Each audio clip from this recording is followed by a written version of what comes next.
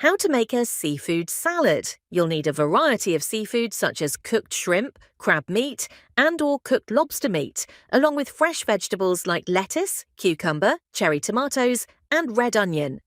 If using raw seafood, cook it according to your preference. Boil, steam, or grill, then let it cool. If using pre-cooked seafood, simply thaw if frozen and set aside. Wash and chop your choice of vegetables into bite-sized pieces. You can also add extras like avocado, bell peppers, or celery for added crunch and flavor. Whisk together a simple dressing using olive oil, lemon juice, Dijon mustard, minced garlic, salt, and pepper. Adjust the ingredients to taste. In a large bowl, combine the seafood, chopped vegetables, and dressing.